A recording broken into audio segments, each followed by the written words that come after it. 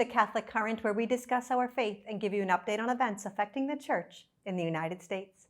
From Washington, D.C., I'm Mara Moser. Today, we are reflecting on the life and legacy of Pope Francis. Here in studio with me today is James Rogers, the Chief Communications Officer for the USCCB. Welcome, James. Thank you. Thanks for being here. This has been a busy week or so for the Church with the death of Pope Francis. Archbishop Bergoglio released a statement right away on Easter Monday morning. And in it, he said, Pope Francis will be remembered for his outreach to those on the margins of the Church and of society. He renewed for us the mission to bring the gospel out to the ends of the earth and offer divine mercy to all. It's a beautiful reflection. Truly was. And I was really struck by the large truths that are found in the small details. And Archbishop Bergoglio recounted the last time he saw Pope Francis earlier this year, and that writing about that simple wave as the bishops were boarding the bus after they celebrated Mass with the Pope, that he just gave them that personal wave as if he was seeing friends, off after a nice visit. So just those small little details and how Francis looked to connect personally really struck me in Archbishop Bergoglio's reflection. Yeah, and on the USCCB website, we have a compilation of all of the statements put out by various bishops of the United States, some emeritus. Did you notice any themes emerging from these statements? Several themes. I think one, perhaps most importantly, is the way that whether you had regular interaction with Pope Francis or whether you only saw him during the ad limina visit or a couple of apostolic visits, people felt, and I do myself, a real personal connection to the Holy Father. And I think that is because he wanted people to know he was their shepherd. And so that was the first thing. The other piece, as everyone tells these stories, there's stories of good humor, there's stories that really show the continuity across what Pope Francis was trying to do. It was never about Pope Francis. Those moments of connection were to always invite us into a deeper, more personal relationship with Jesus Christ and how that should transform our lives, to treat each other better, to serve each other better. And that really comes across when people start speaking about Pope Francis. You really see the continuity there. And you've been here at the USCCB for most of Pope Francis' pontificate. What are some ways that his papacy affected you personally and in your ministry with the U.S. Church? Well, first of all, the fact that I'm still here. So I came in 2015 and was going to work the papal visit and go back into healthcare. But really, an interaction, however brief, with Pope Francis can be a transformative interaction. And so 10 years later, I am still here to try to help him share the gospel. And on a very personal level, my own prayer life, my own examen that I do at the end of the day, he gave me a real challenge and a real gift the last I saw him in January, where he said, let us ask ourselves, what have we done to sow hope today? And that is a question ever since January when we had that meeting that I ask myself first thing in the morning and the last thing at night. It's beautiful. Now, a lot of us at USCCB have had personal experiences with the Holy Father. We have a few messages from staff. Let's take a look at some of those now.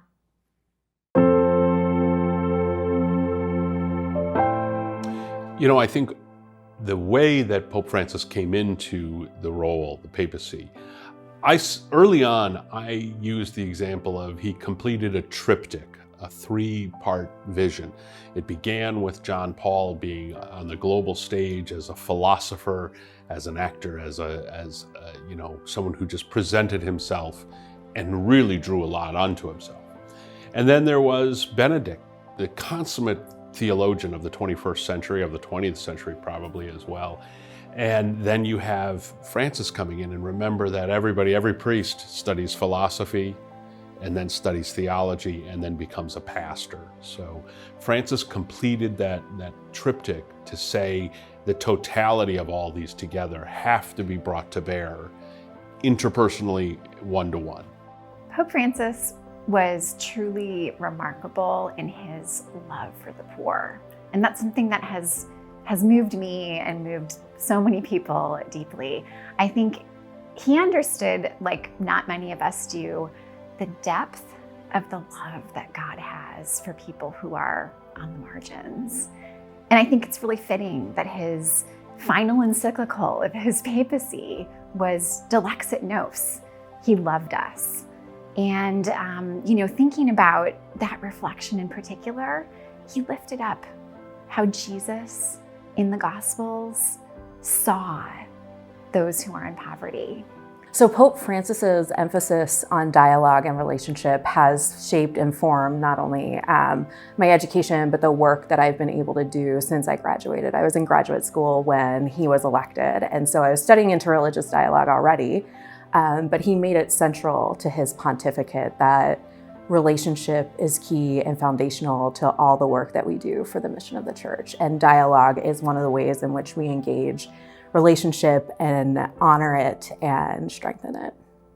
He truly was, kind of that pastor of pastors, asking us and, pleading with us in a gentle way to draw ourselves into, some of the goals he had with Laudato Si, with Fratelli Tutti, and then very much in the last year, responding to the needs in Ukraine and in Gaza. He truly wanted us to have personal investment in those circumstances. Pope Francis saw the poor.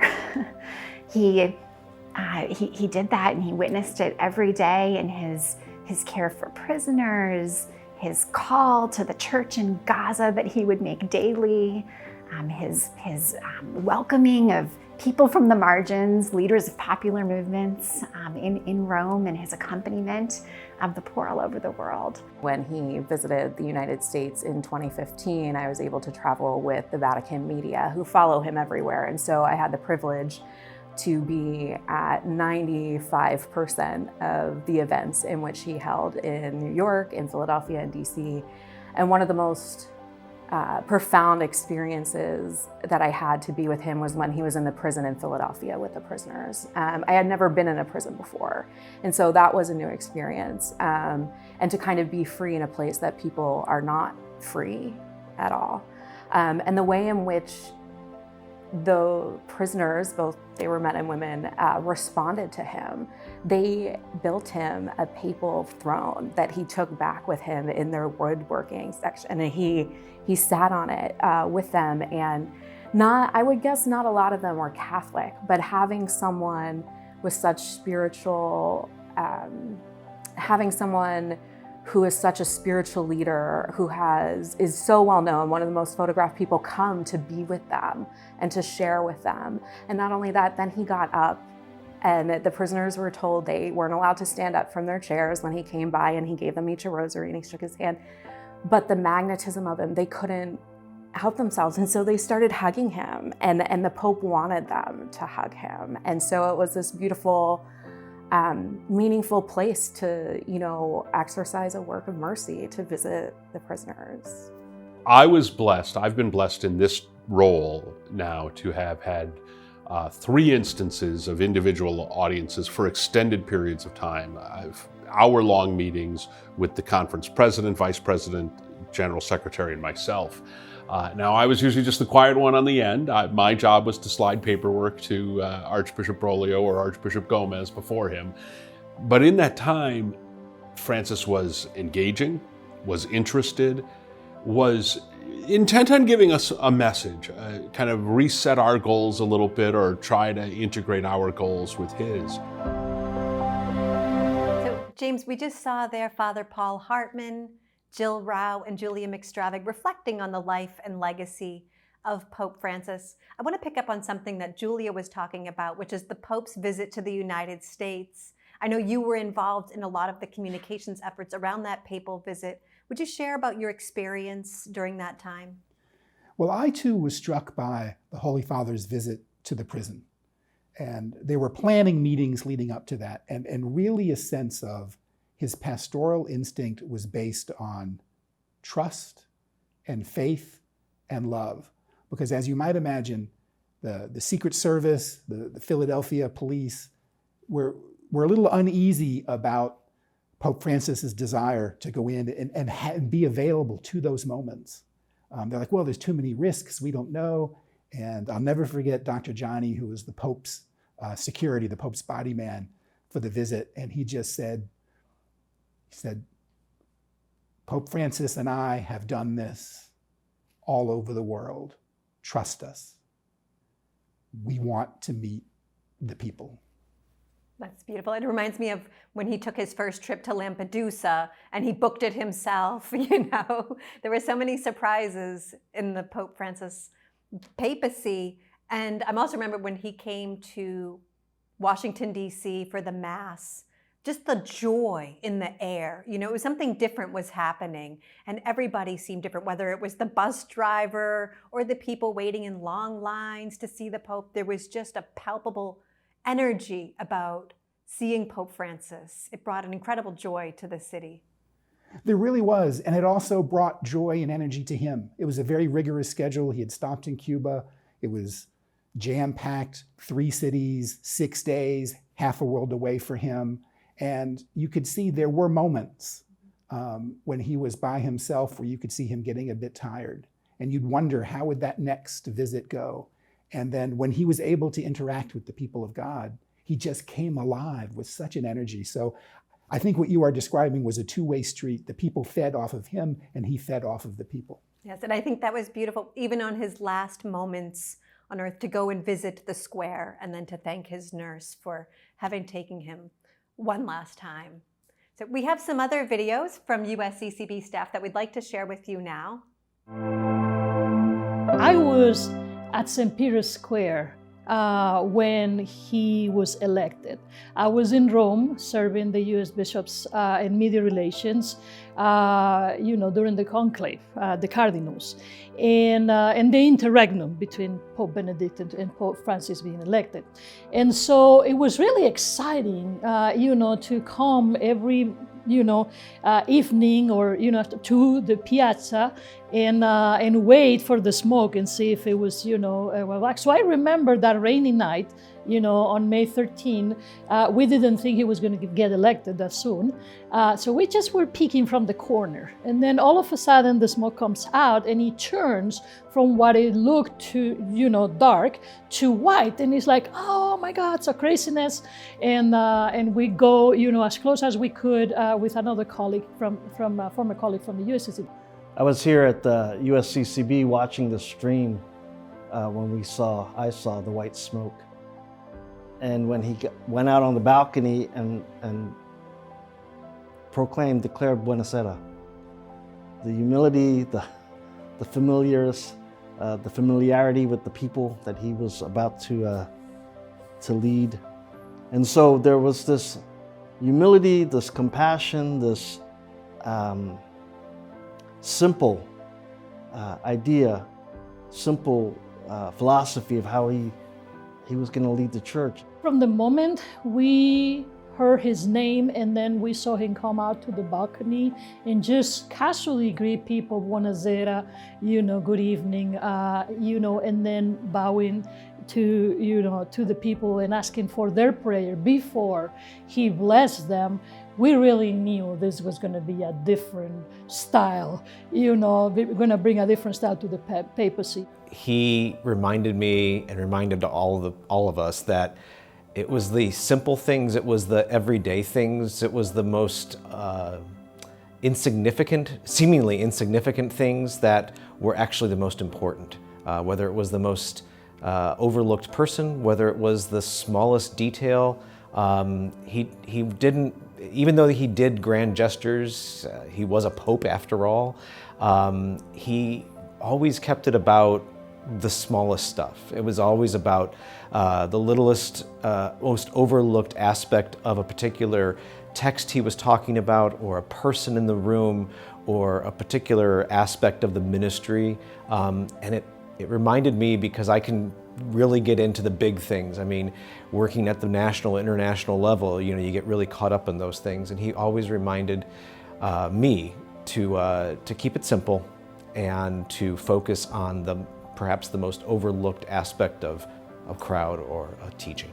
we went back to Rome after the National Encuentro to present him with the proceedings and conclusions. And so we were in one of the audiences where they allow you to shake his hand and then take a picture with him. So it's a kind of a reduced number. And it was a beautiful experience because we have young adults and a few others that had a company representing, Latino Catholics in the United States, and departing with the Pope and explaining. And it was to me really amazing to see how well informed he was about the whole process of the Encuentro and Latinos in the United States, and particularly Latino Catholics, and kind of really validating a lot of the experience as, we get it in terms of the process of the Encuentro being very similar, very synodal, right? And so I think that gave us a lot of personal satisfaction in saying the Pope knows we get it.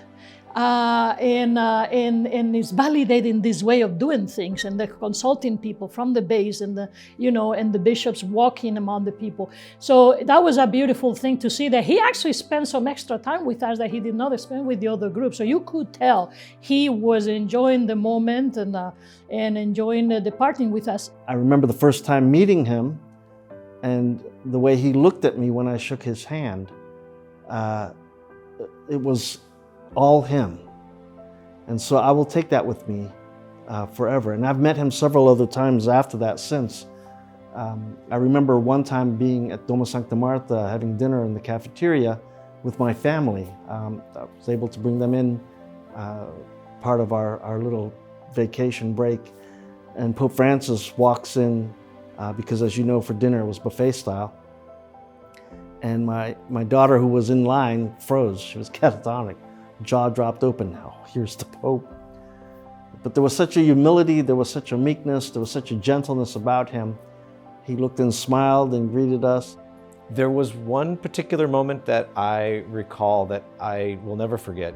It was in the Synod Hall in 2018, and before the gathering of that synod, that particular synod day, the Pope usually arrives early to greet the people who are in the room. And at that time, the synods were held in the auditorium, which is kind of shaped like a movie theater where, it's like stadium seating. And so the Pope kept down to the front where he normally sits. But on one particular day when I was in the back of the room, and at the top of the stadium seating, Pope Francis decided to stop talking to the bishops and the cardinals who were right in front of him, who he normally talked to, and started walking up the steps to the back of the room. It was where all the young people were. It was where all those of us who work with young people were. It was where all of the media were. It was the overflow seating, as it were. And Francis pushed aside other seemingly important people in the room to walk up to the back. And he finally got back there and said, he said to those of us who were gathered, he said, "These are the best seats here. I wish I was seating back here, but they have me sitting in the front." Before we departed, we always say, well, Holy Father, we pray for you. And so, he knows that he has his detractors. So his response to us in his habitual sense of humor was in Spanish. He was addressing us in Spanish. He said, "But are you praying a favor o en contra? In favor or against?" And the whole group just yelled, "In favor!" And so he says, "Well, thank you, gracias, because I really need your prayers." So that was a very touching moment as well. Him acknowledging that he needs the people's prayers, and that we should be praying for him to be able to do, his job as a pope, like we do for any pope. And so he started joking and having fun with the young people, having fun with those of us who minister to him.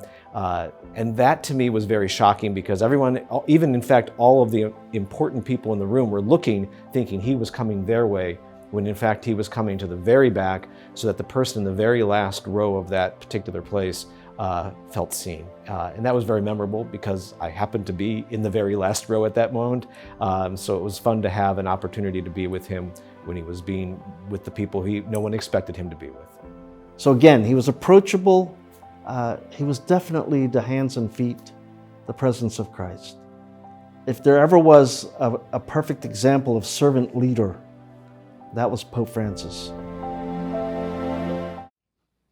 I really appreciated in their reflections their emphasis on his humor and humility. And I think those of us who work with the bishops of the United States know that many of the bishops are full of humor and humility, but they don't always get a chance to see it, and they don't expect it in the Holy Father.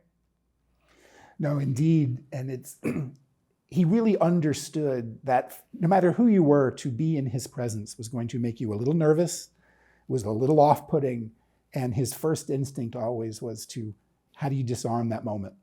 You know, he is famous for his line of "pray for me," and I remember we were meeting with him in 2018.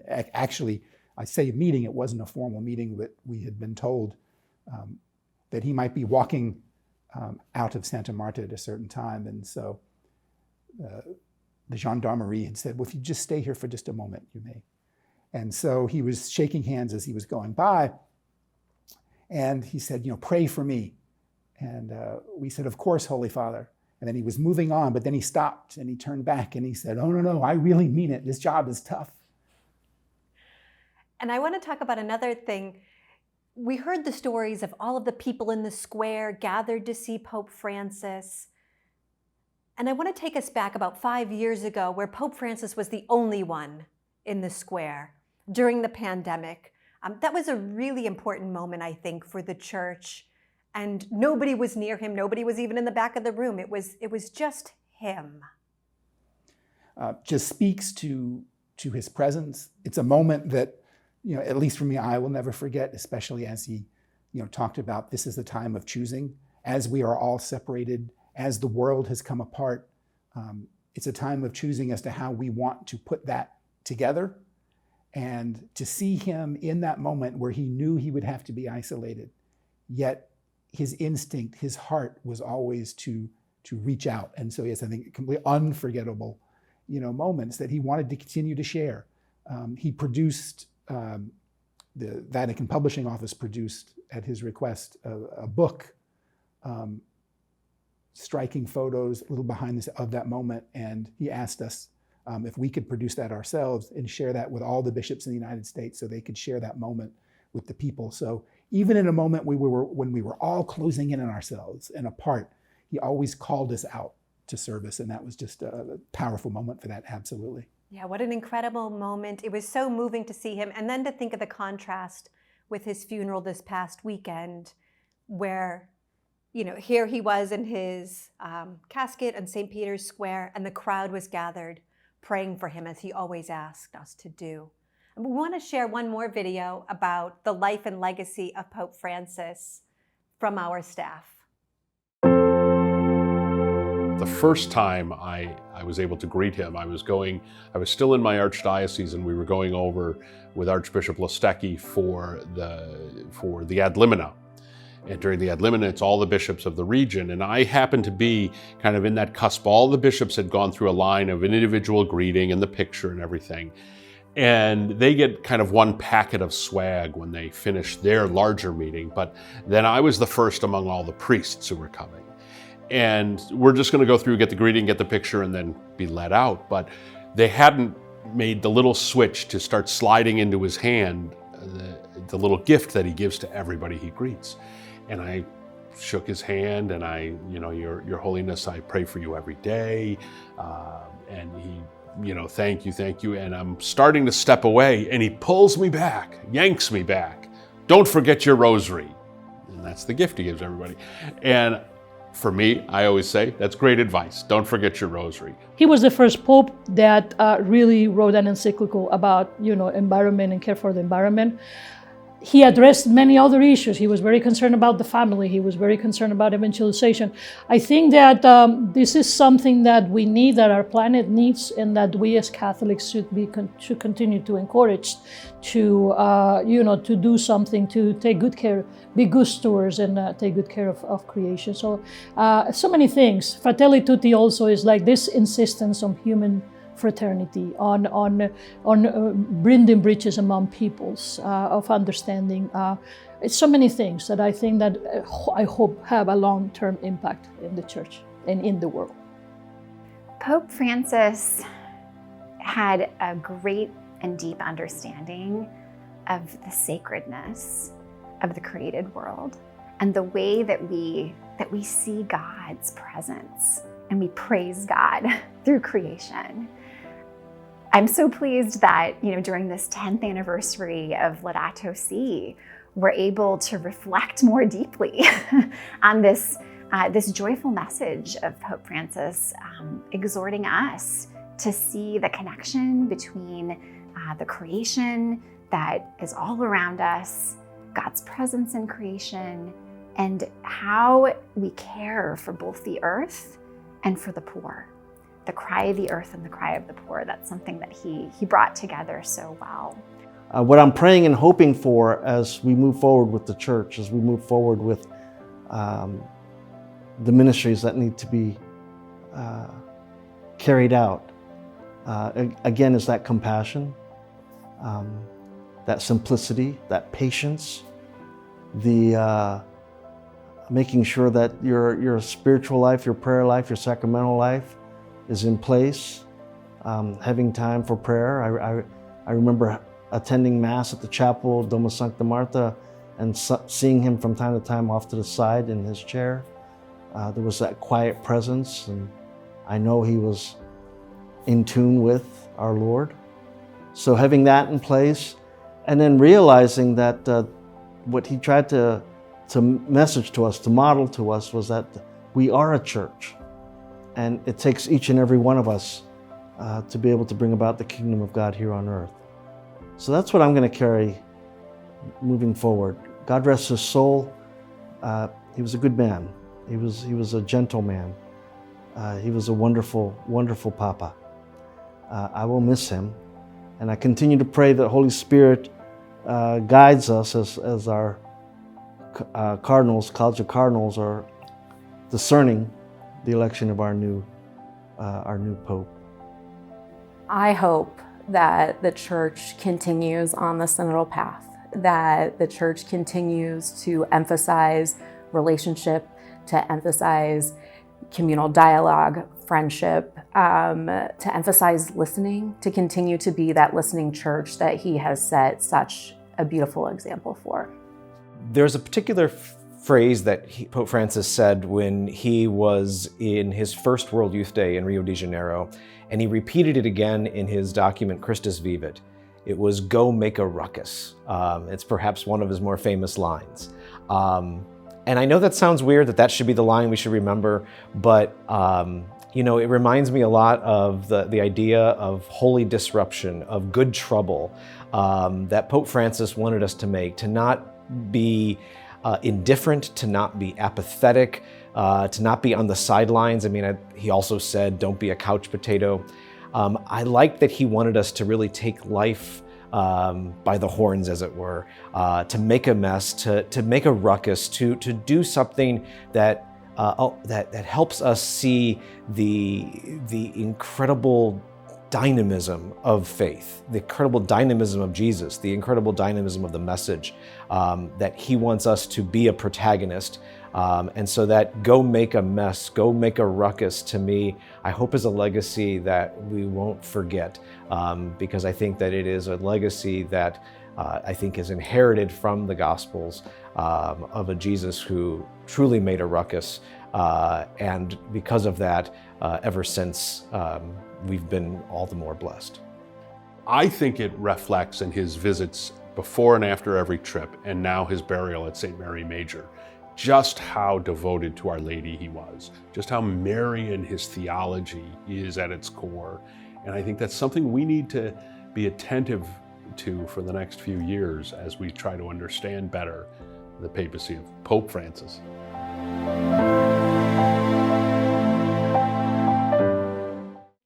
James, we heard there some of the reflections on the life and legacy of Pope Francis, which I think will take us a lot of time to even process. What do you think the enduring legacy, or what do you hope the church carries forward from the Pope Francis papacy?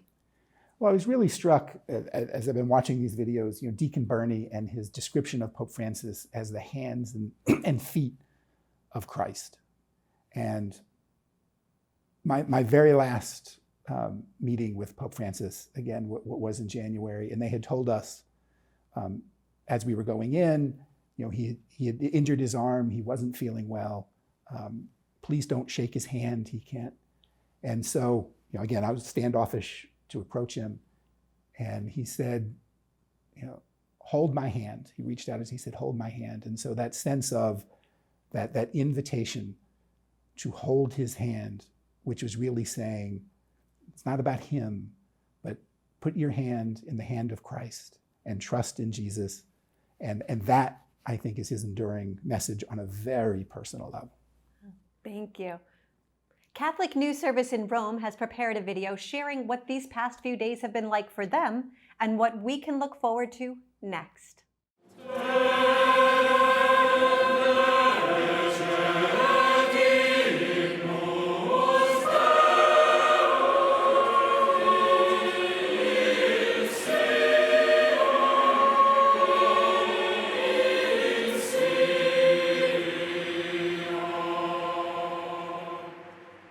After a historic farewell to Pope Francis, the Church enters a period of prayer and anticipation as cardinals prepare to elect his successor in a conclave marked by uncertainty and a changing world. Let's look back at the past few days and look forward to what Catholics can expect next. After 3 days of public visitation at St. Peter's Basilica, the body of Pope Francis was moved early on April 26th to St. Peter's Square for his funeral mass. World leaders, including U.S. President Donald Trump, joined tens of thousands of pilgrims gathered for the liturgy. The funeral of Pope Francis is a very important part of who we are as people of faith. We walk together, we cry together, we work together in believing in doing what we believe is important in our lives as people of faith. And we say farewell together at the end. And the funeral, that's what it means, to join him in this last farewell and saying thank you. Thank you, for being there with us. And we'll see you again. Cardinal Giovanni Battista Re, the main celebrant, described Francis as a shepherd who remained committed to his mission despite physical weakness and suffering. He said the late Pope served the Church and the world with strength, serenity, and an openness to all people. Papa Francesco soleva concludere i suoi discorsi e anche i suoi incontri personali dicendo: non dimenticatevi di pregare per me. Ora, caro Papa Francesco, chiediamo a te di pregare per noi e ti chiediamo che dal cielo tu benedica la Chiesa, benedica Roma, benedica il mondo intero, come domenica scorsa hai fatto dal balcone di questa basilica, in un ultimo abbraccio con tutto il popolo di Dio, ma idealmente anche con l'intera umanità, con l'umanità che cerca la verità con cuore sincero e tiene alta la fiaccola della speranza.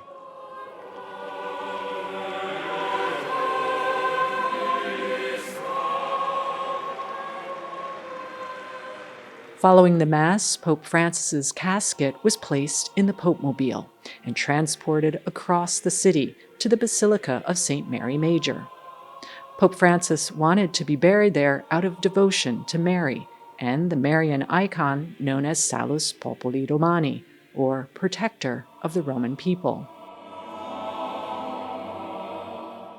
Kendall McLaren, a social media content creator for the United States Conference of Catholic Bishops, spoke to CNS about what it was like to be with the crowds on the streets along the route of the Popemobile.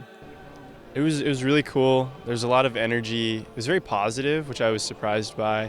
I was expecting, funeral, sad, mourning, but it was quite happy. It felt more like a joyful celebration rather than a funeral.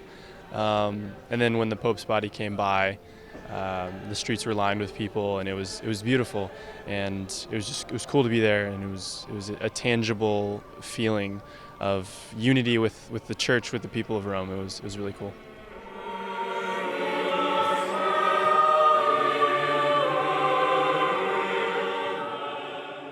On Monday, members of the College of Cardinals were back in their meetings to prepare for the upcoming conclave. The official pre-conclave meetings, known as general congregations, allow the cardinals to discuss the state of the church, to share priorities, and to consider the qualities needed in the next Bishop of Rome. Observers note that this conclave may be more unpredictable than those of recent decades. Unlike the 2005 or 2013 conclaves, there's no clear frontrunner. And as one cardinal mentioned to journalists, the cardinals don't know each other very well. And for the first time, social media may influence the cardinals' deliberations, at least in the run-up to the conclave, which is set for May 7th. This will be the conclave with the most cardinals voting in the history of the church. They come from more than 70 nations, some of them very far away. So there is the challenge of having a group of cardinals who don't know each other as well as perhaps if it were primarily a group of Europeans. But the cardinals, before entering the conclave, have had daily meetings since Pope Francis passed away. And those were opportunities for them to share what they see as the major problems and challenges facing the church and the world.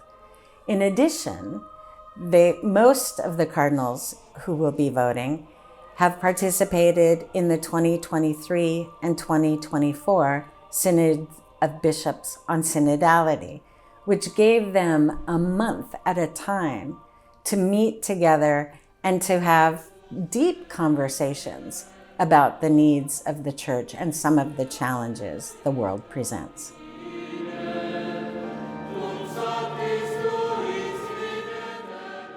The church now enters a period of waiting as the world watches to see when white smoke will appear from the chimney of the Sistine Chapel, and who will emerge on the central balcony of St. Peter's Basilica to greet the faithful after the great announcement, Habemus Papam.